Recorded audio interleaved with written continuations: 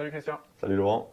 Alors, aujourd'hui tu es ici parce qu'on va sortir en collaboration avec toi en tant que nutritionniste indépendant chez Nutrivore et nous en tant que profil Life, en fait, une formation en nutrition pour apprendre aux gens à adopter et à intégrer dans leur alimentation ce régime Nutrivore. Euh, Si j'ai bien compris, le régime Nutrivore, en fait, c'est de prendre des éléments essentiels de l'alimentation ancestrale qui a été pratiquée et qui a traversé les âges, en fait, qui a permis aux humains de traverser les âges, et de combiner et de venir amener à ce régime, en fait, toutes les technologies et toute la science qui nous permet de mesurer les nutriments, qui nous permet de mesurer les vitamines et les besoins du corps, de faire un mix avec ça et d'en tirer le meilleur. Voilà. Alors exactement, l'alimentation nutrivore, en fait nutrivore c'est un mot nouveau sur quelque chose d'ancien et d'assez logique.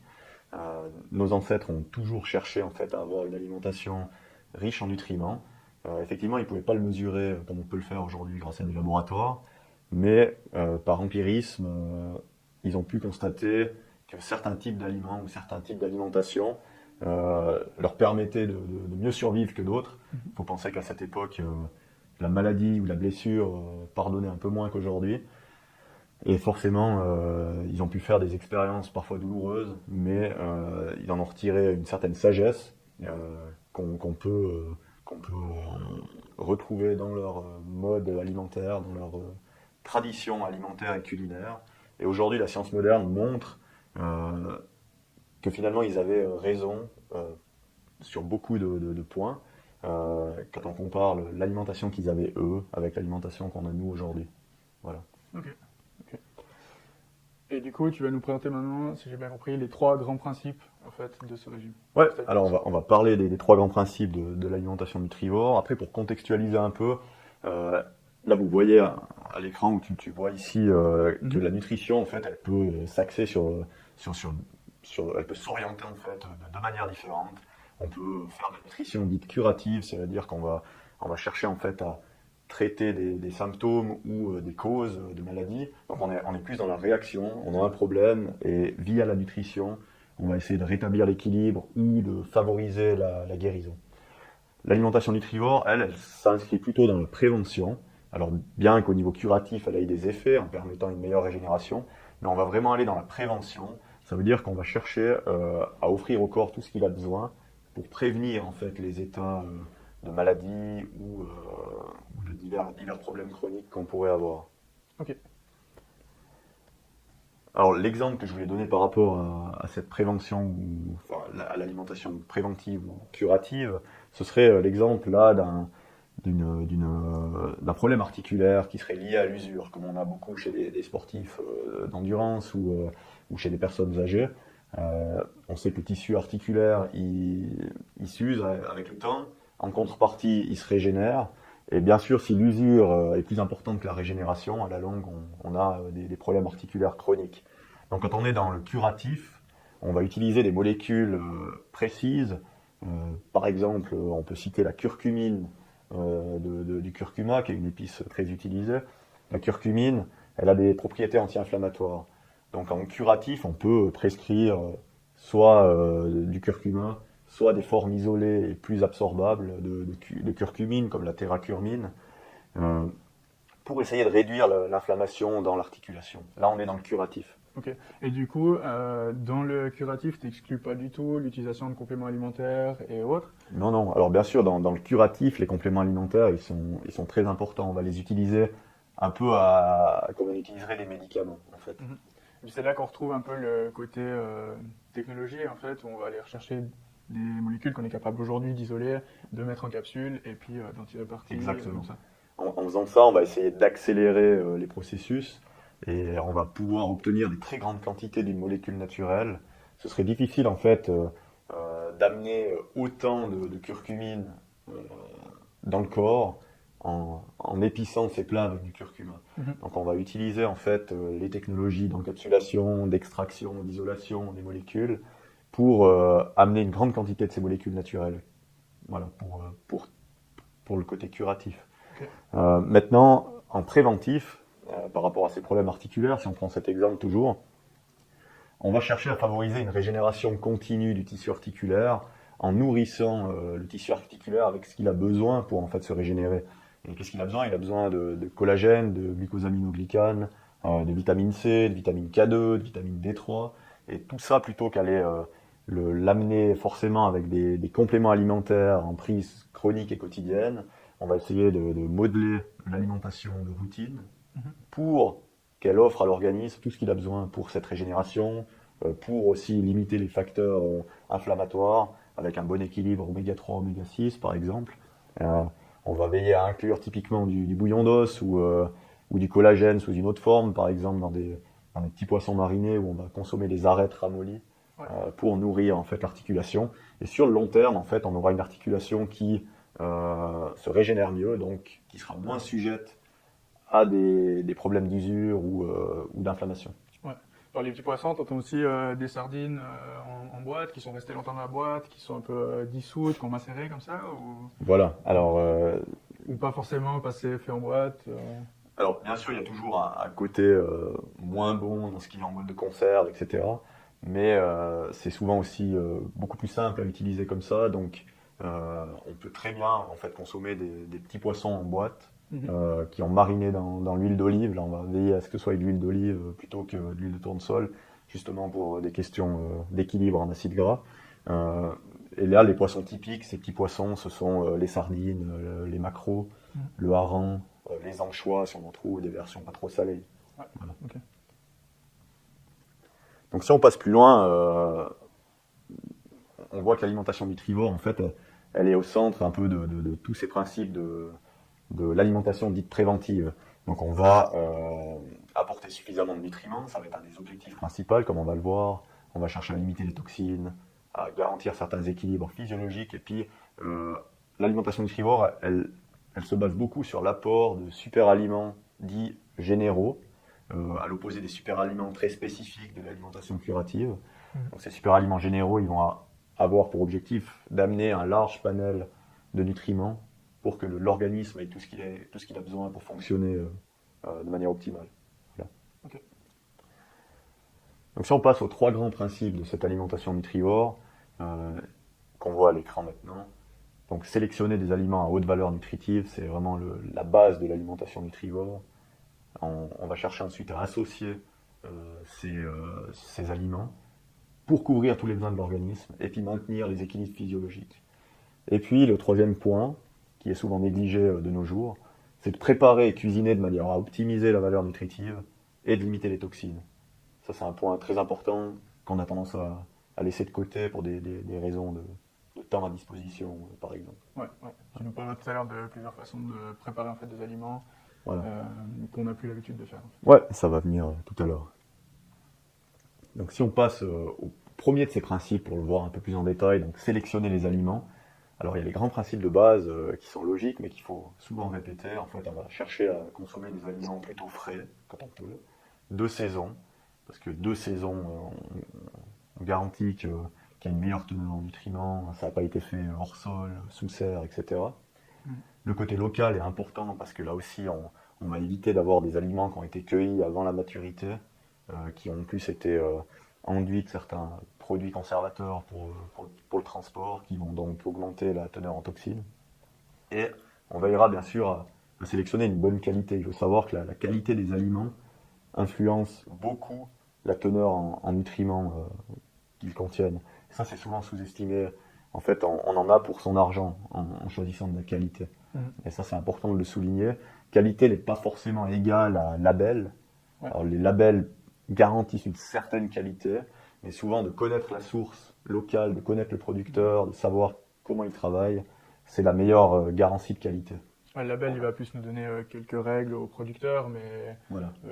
On sait qu'il y a des labels bio qui vont autoriser certains produits et pas d'autres. Voilà. C'est un plus, mais ça fait pas tout. Ouais. Et souvent, on a des producteurs qui sont pas forcément labellisés et qui ont pourtant des produits d'excellente qualité. Ouais. Principalement dans nos montagnes, chez les petits producteurs. On sait que c'est pas toujours évident d'obtenir un label, et pourtant ils ont des produits de très très bonne qualité. Ouais, parce qu'il y a beaucoup d'arguments marketing autour d'un label, donc même dans la formation, on pourrait faire une petite fiche, en fait, où on met les éléments essentiels de chaque label avec un comparatif sur lesquels les gens peuvent se fier ou pas forcément. Alors bien sûr, dans la formation, j'explique en détail comment en fait choisir la qualité, avec quelques règles de base. Et puis, pourquoi choisir la qualité? Moi, je trouve important que les gens comprennent le pourquoi. Quand on a compris le pourquoi, on va le faire. Si on comprend pas pourquoi, que ça reste trop vague, on n'a pas forcément envie d'aller vers la qualité. Ouais. Et on sait pas comment la choisir aussi. Ouais, je crois que je me rappelle d'une vidéo que j'avais regardée de Gunther Paulus au Fera où il expliquait en fait que alors je sais plus exactement les chiffres, mais en gros que les porcs sont souvent abattus après 6 ou 8 mois, mais qu'en fait ils développent tous leurs nutriments, ou la plupart des nutriments dans la viande, à partir de 8, 9, 10 mois, 12 mois. Et en fait, bah voilà, comme pour les bananes qui font le trajet alors qu'elles sont encore vertes, comme pour les mandarines, je crois qu'on met un peu de cire autour, enfin pour que tout reste bien. Voilà. Euh, Ouais, je pense que tu as bien Ouais, compris un peu l'idée c'est un générale. peu cette idée-là. Ouais. Et là aussi, au niveau scientifique, on a des études qui ont été faites de comparaison de certains produits. Il y a eu des études sur, par exemple, qui comparaient le fromage d'alpage suisse à du fromage conventionnel, plutôt industriel anglais. Et on a vraiment une différence significative au niveau du contenu en nutriments de ces fromages suisses qui sont largement supérieurs, qui ont un meilleur ratio oméga 3, oméga 6, qui contiennent beaucoup plus de CLA, donc l'acide linoléique conjugué, qui a des très bonnes propriétés au niveau santé. Donc là aussi, on entend souvent dire le fromage c'est pas terrible pour la santé, etc. Ça, c'est pas vrai en fait. Pour la plupart des produits, ce qui est problématique, c'est la mauvaise qualité. Et puis aussi les abus, bien sûr. Voilà. Et ce qu'on va essayer de faire dans la sélection, en fait, le dernier point qui est très important au niveau nutrivore, c'est d'éviter les calories vides. Donc les calories vides, principalement, ce sera le sucre blanc, les farines blanches, des huiles végétales raffinées, desquelles on a enlevé en fait tous les antioxydants, toutes les vitamines qu'elles contiennent, pour des questions de conservation ou d'absence d'arôme. Parce que souvent on veut utiliser une huile dans un produit industriel, mais on n'a pas envie qu'elle donne un goût au produit. Et tout ça, ça amène des calories vides. En fait, vous avez de l'énergie qui rentre dans le corps, sans les nutriments nécessaires à l'utilisation de cette énergie. Et ça, à la longue, ça crée des carences. Donc on va vraiment essayer d'enlever ce type d'aliments ou de les limiter au maximum. Voilà. Toujours dans l'objectif qu'on voit là, d'amener plus de nutriments et moins de toxines. Voilà pour le premier principe. Ok.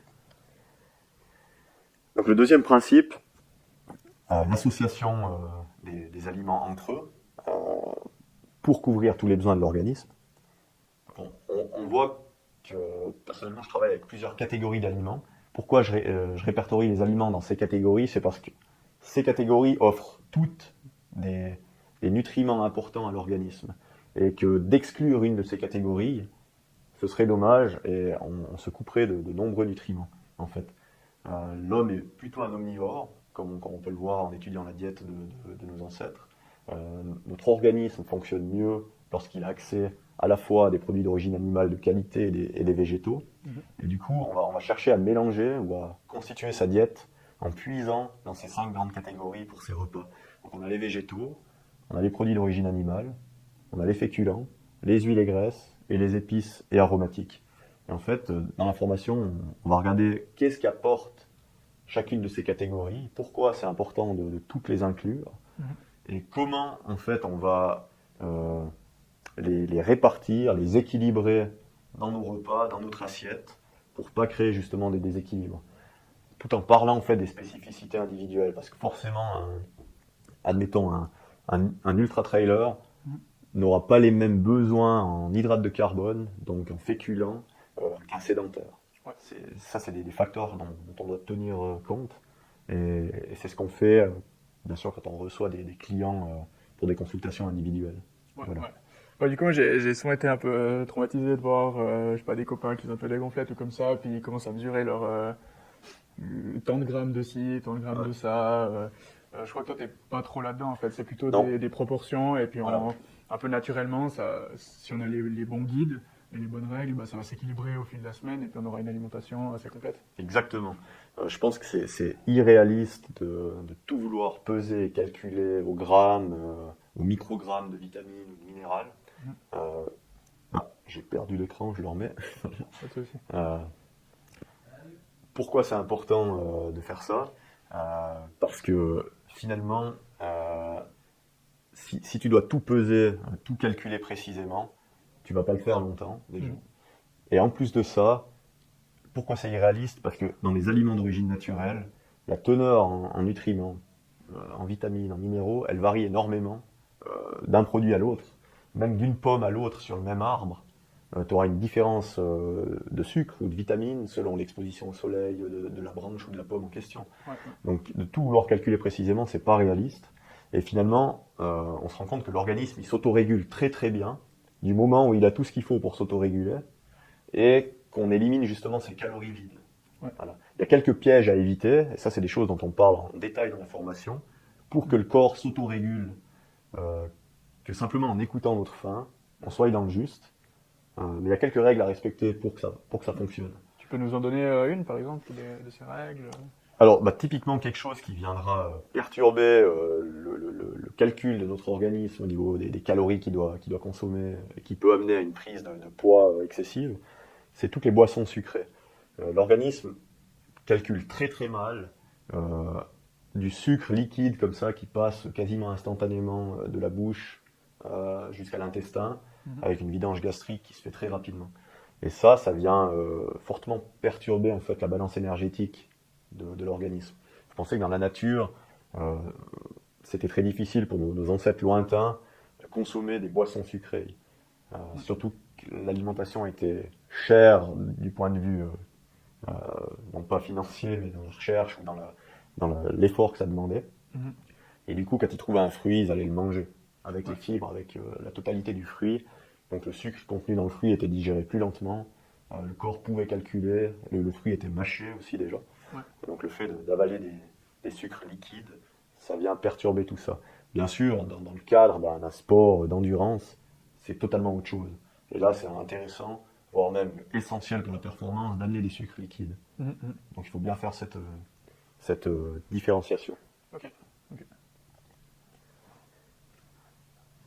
Donc si on passe à au troisième grand principe, donc de préparer et de cuisiner de manière optimale, j'ai noté ici quelques méthodes de préparation qui ont pour objectif d'augmenter la digestibilité des aliments, la biodisponibilité des nutriments qu'ils contiennent, et puis de limiter en fait les toxines et les antinutriments qu'on a dans ces aliments.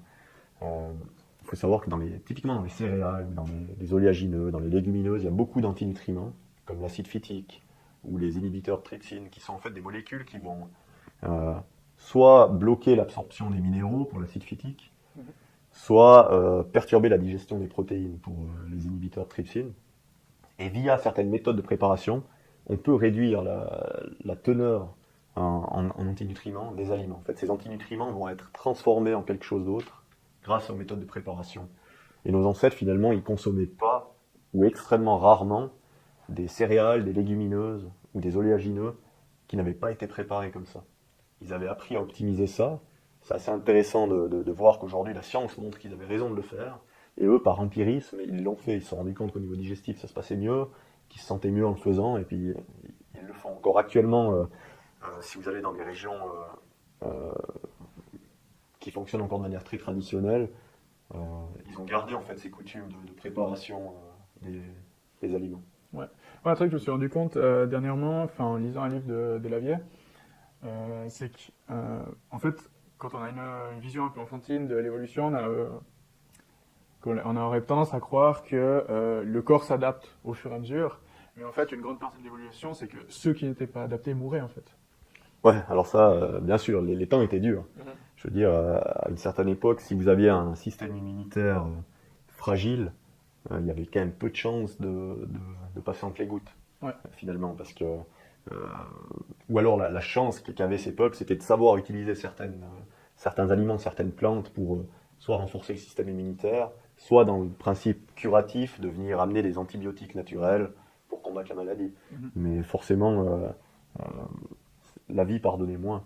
Donc il y a eu une sélection qui s'est opérée comme ça, bien sûr. Et du coup, ceux qui avaient dans leur tradition d'utiliser le trempage, la fermentation, la germination, on en tirait profit en fait. Voilà, ils ont pu tirer de l'énergie et des nutriments d'aliments qui n'en fournissaient pas suffisamment ou de manière incomplète si on les préparait pas comme ça. Voilà. Est-ce que tu pourrais nous donner un exemple de trempage, de fermentation et de germination en fait concrètement, comment ça se passe, quel est le process, et puis éventuellement est-ce que tu peux nous donner des techniques, ou est-ce que tu as des techniques pour qu'on puisse l'intégrer dans notre vie un peu moderne métro boulot dodo pour beaucoup. Voilà. Alors, de ces trois méthodes, je vais parler d'abord du trempage, parce que c'est la plus simple à mettre en œuvre, la plus pratique, on va dire, puis qui amène déjà à des résultats intéressants. Euh, un exemple concret, vous voulez faire du riz à midi, par exemple. Vous le mettez trempé dans de l'eau tiède, sous couvert, donc avec un petit papier par-dessus, pas que des mouches viennent dedans, etc. Sur votre bloc de cuisine. Vous y rajoutez une cuillère à soupe d'acide naturel, donc ça peut être du vinaigre de cidre, du jus de citron par exemple, par 100 grammes d'aliments. Admettons que vous mettiez 100 grammes de riz sec, vous mettez une cuillère à soupe de jus de citron en eau trop tiède, et vous laissez 4 à 6 heures, 8 heures, le riz trempé comme ça. Donc, concrètement, vous faites ça le matin, en vous réveillant, avant de partir au boulot, vous mettez votre riz dans le bol, de l'eau, une cuillère à soupe, vous partez travailler, à midi vous venez, vous pouvez rincer votre riz et puis le cuisiner comme ça. Et le trempage aura réduit la teneur en acide phytique, le riz sera plus digeste, vous aurez plus facilement accès aux précieux minéraux que le riz contient. Et en plus, l'avantage, c'est que vous allez cuire beaucoup plus rapidement votre riz. Ouais. C'est-à-dire qu'au lieu d'avoir un temps de cuisson de peut-être 15-20 minutes suivant les types de riz, après trempage, le riz sera cuit en 5 ou 10 minutes. Donc le petit temps que vous avez passé le matin à préparer, vous le retrouvez à midi, ou souvent on a un temps plus court pour cuisiner ou manger quand on travaille. Donc il y a quand même on y gagne sur deux tableaux finalement. Voilà. Okay. Maintenant la fermentation, la méthode la plus connue, ou la plus utilisée, qui était la plus utilisée, c'était la fermentation au levain. Donc on faisait du pain comme ça, avec une fermentation naturelle, avec du levain naturel, qui est largement supérieur d'un point de vue nutritionnel à l'utilisation de levures chimiques aujourd'hui qui font simplement gonfler le pain sans travailler au niveau des molécules la farine. Donc on a tout à gagner en fait à réutiliser le levain naturel pour la digestibilité. Ça va réduire la teneur en gluten par exemple, ça va augmenter la biodisponibilité des minéraux et des vitamines. Voilà. Donc toutes ces méthodes de préparation, finalement, on en parle en détail aussi dans la formation, ça prend beaucoup de temps d'en parler, d'amener les petits détails pratiques en fait qu'il faut savoir pour les différents types d'aliments. Mais là vous avez une bonne vision d'ensemble de tout ce qu'on peut utiliser. La marinade aussi pour la viande, l'extraction pour extraire le collagène de l'os, pour en faire du bouillon d'os, qui sont des méthodes assez simples une fois qu'on les connaît. Mais qu'on peut utiliser régulièrement. Et puis notre santé en bénéficie énormément. Ouais. Voilà. Et souvent, c'est aussi des techniques de conservation. Donc, est-ce qu'il y a certains éléments qu'on peut prendre ici, puis en fait, qui vont nous permettre de préparer notre alimentation pour la semaine, parce que c'est à la fois une méthode pour amplifier les nutriments et pour conserver? Alors, par exemple, le pain au levain va se conserver beaucoup mieux. Il sera beaucoup moins vite sec. Un pain au levain, il va tenir une semaine, 10 jours sans problème, tout en étant consommable. Maintenant, la conservation, en soi, on va viser des plus longues périodes de conservation quand on va utiliser des lactofermentations. Typiquement, vous allez lactofermenter du chou, il va se conserver des mois, voire des années, sans énergie après, juste dans un bocal, à la cave, et puis vous allez pouvoir conserver ça comme ça. Les salaisons de viande sont des lactofermentations. Donc, voilà. Ensuite, si on passe aux méthodes de cuisson, qui sont très importantes pour préserver les nutriments d'un côté et pour éviter de créer des toxines dans les nutriments. Il y a tout plein de méthodes. Donc, pour avoir une image simple et claire à retenir, si vous chauffez un peu moins, vous détruisez moins de nutriments. Si vous chauffez moins longtemps, vous détruisez moins de nutriments. Mais la température provoque plus de dégâts que la durée. Donc, tout simplement, si sur une recette on me dit chauffer à 210 pendant 20 minutes, je vais préférer descendre à 180 degrés pendant un peu plus long. Ouais. Aussi parce qu'on sait qu'autour de 185 degrés, on passe à un certain stade où il y a une grosse dégradation au niveau de certaines huiles, de certains acides gras. Et là, je pense que l'élément principal où on crée des toxines dans notre alimentation, c'est justement l'utilisation des huiles et des graisses. Là, il y a beaucoup d'erreurs qui sont faites. On voit beaucoup de gens qui vont, par exemple, poêler des aliments à l'huile de colza. L'huile de colza qui est effectivement assez riche en oméga 3, mais c'est des acides gras très très fragiles. Et quand vous les chauffez, vous les oxydez, vous en faites des peroxydes lipidiques qui sont très toxiques. Donc les gens pensent faire bien, ils viennent chauffer des huiles trop fragiles, et ça c'est très mauvais à long terme pour la santé. Ça va créer de l'inflammation, de l'oxydation, et finalement l'oxydation est la source d'une grande partie des maladies dans l'organisme. Okay. Donc il ne faut pas sous-estimer ça. Et là aussi au niveau de la formation, on va détailler cette utilisation des huiles et graisses, avec un tableau très clair jusqu'à, voilà, si je veux chauffer très fort, qu'est-ce que j'utilise comme huile, comme graisse, Si je veux chauffer à feu doux, qu'est-ce que je peux utiliser? Quelle huile je dois conserver au frigo? Il y a des huiles qu'on doit conserver au frigo qui sont très fragiles, donc ça on en parle en détail. Ok. Voilà. Donc dans l'idée, ça sera aussi de fournir des espèces de petites fiches techniques qu'on peut avoir d'images sur la porte du frigo, puis juste avoir les bonnes pratiques en un coup d'œil. C'est l'idée, parce qu'à la fin il faut que ça soit pratique. C'est bien d'avoir une formation complète, etc. Mais on peut pas se rappeler de tout, on n'est pas tous professionnels, on fait pas ça tous les jours. Moi j'en parle tous les jours, donc ça reste dans ma tête. Pour une personne qui dans sa vie de tous les jours doit appliquer ces règles, si on peut lui fournir des petites fiches qu'il a derrière la porte du meuble, juste avant de cuisiner, ah ouais juste, ok, là je dois utiliser telle ou telle huile, ben, c'est beaucoup plus simple pour lui. Voilà. Okay. Et finalement, le dernier truc que j'aimerais aborder, c'est les clés de la réussite. Pour une alimentation préventive, donc de routine, qu'on peut appliquer au fil de l'année et toute sa vie, il faut respecter certaines choses. Déjà, il faut l'adapter à l'individu. On n'a pas tous les mêmes spécificités génétiques, les mêmes objectifs, le même mode de vie, suivant l'âge qu'on a, qu'est-ce qu'on fait dans la vie. Il y a des petits détails dont on doit tenir compte quand on conseille quelqu'un. Et là aussi, la formation vise aussi à permettre aux gens de comprendre comment orienter son alimentation selon sa spécificité à lui. On va essayer aussi d'éviter les restrictions inutiles. Ça sert à rien de supprimer 8 catégories entières d'aliments s'il n'y a pas besoin de le faire, parce que automatiquement on va appauvrir l'alimentation de manière assez marquée et risquer les carences à long terme. Donc on va uniquement restreindre ce qui est nécessaire d'un point de vue individuel, ou alors ce qui était les calories vides et puis les aliments qui concrètement contiennent beaucoup de toxines, mais qui sont assez rares finalement. Okay. Du coup, tu prends aussi en compte l'origine des gens. Par exemple, on sait qu'en Europe, on avait beaucoup de produits laitiers, moins en Inde, où ils ont moins de viande. Est-ce que ça, tu le prends en compte dans tes conseils? Alors, bien sûr, on sait qu'au niveau par exemple, de la persistance de la lactase, donc l'enzyme qui permet de digérer le lactose, le sucre du lait, on a une grande différence de répartition selon les origines des populations. Maintenant, ça ne veut pas dire que si vous êtes d'origine européenne, vous avez la persistance de lactase. Ça peut soit s'analyser génétiquement, mais généralement, il n'y a pas besoin de le faire, parce que quelqu'un qui réagit mal au lactose, il le sait. Par contre, il y a beaucoup de gens qui réagissent mal aux produits laitiers, et c'est pas forcément dû au lactose, mais plutôt à la protéine du lait, la caséine. Et puis là, il y a différentes méthodes pour essayer de voir de quoi ça vient. Et si on sait que ça vient plutôt de la caséine, on peut sélectionner les produits qui posent pas de problème dans cette catégorie-là. Ouais. Voilà. Donc on aura un peu de problème, un problème génétique ou un problème d'une faiblesse de digestion qui peut être éventuellement corrigé par un probiotique ou quelque chose. Exactement. Ouais. Ok. Très bien. Les autres clés de la réussite, rapidement, c'est d'offrir du choix et de la flexibilité aux gens et de préserver le plaisir de manger. Parce que si on n'a pas de plaisir, on ne va pas s'en tenir à une alimentation comme ça pendant longtemps. Et puis l'alimentation nutrivore, elle met vraiment ça au centre. On veut avoir du plaisir, de manger généreusement des bonnes choses, et puis qui amène en fait tout ce que l'organisme a besoin. Puis quand on amène tout ça à l'organisme, finalement on n'a pas cette sensation de faim permanente. Ouais. Donc on s'autorégule très bien, puis on est satisfait de ce qu'on mange. Voilà. Ok. Parfait. Donc voilà, en fait, cette formation, elle va s'axer principalement sur le fait d'apprendre à se nourrir sainement, et de comprendre pourquoi, et puis comment on fait. Ouais. Tout simplement. Du coup, pour les gens qui nous regardent, on va vous expliquer un peu comment ça va se passer.